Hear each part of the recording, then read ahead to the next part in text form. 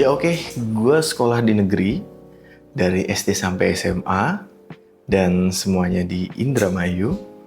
Bukan karena udah nentuin pilihan mau ke sekolah mana atau mau sekolah yang seperti apa, tapi ya karena pada waktu itu gue nggak tahu itu gue harus nyari info kemana atau bahkan tidak ada role model. Jadi pilihannya cukup terbatas. Dan yang penting sekolah, belajar, lulus, ya udah. Nah, tapi masalahnya banyak teman-teman yang ngalamin hal yang sama. Jadi ngerasa kayak stuck gitu. Terus juga ngerasa kecil di kampung sendiri, merasa ya udah aja gitu. Atau ya sudah, ini takdir. Jadi sudah mentok seperti itu. Nah, tapi masalahnya ini itu bukan cuma soal sekolahnya. Nah, tapi gimana akhirnya banyak dari kita ngerasa ilmu itu kayaknya cuma bisa didapat kalau lu tinggal di kota besar. Nah, seolah-olah kalau lu bukan anak Jakarta, anak Bandung, anak Jogja, yaitu lu bakal ketinggalan jauh. Padahal, ya pola pikir yang kayak gini yang bikin kita mandek. Bikin minder duluan sebelum mulai sesuatu. Tapi sekali lagi, ini bukan salah sekolahnya, tapi sistem dan akses informasi yang cukup timpang.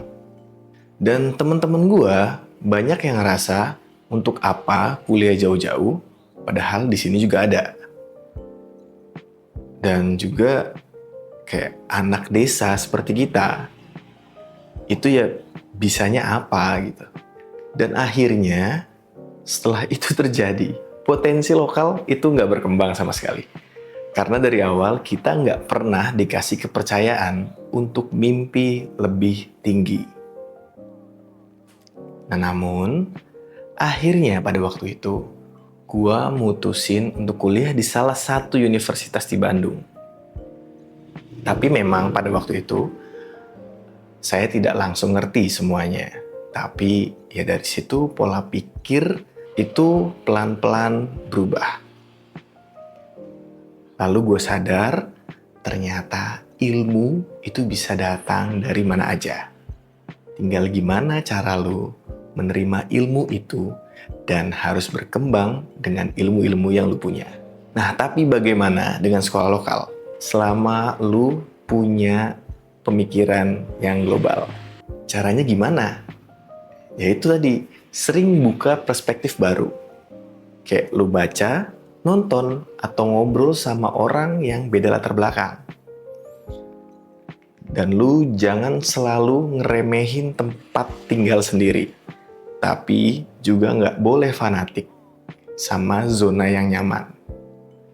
Jadi belajar itu bukan cuma soal nilai, tapi ya soal bagaimana lu bisa berkembang. Bagaimana lu bisa mengembangkan beberapa banyak pertanyaan seperti kenapa bisa ini dan bagaimana kalau kita coba yang lain. Dan ya kita itu sekarang hidup di era digital. Tidak ada alasan untuk tidak belajar.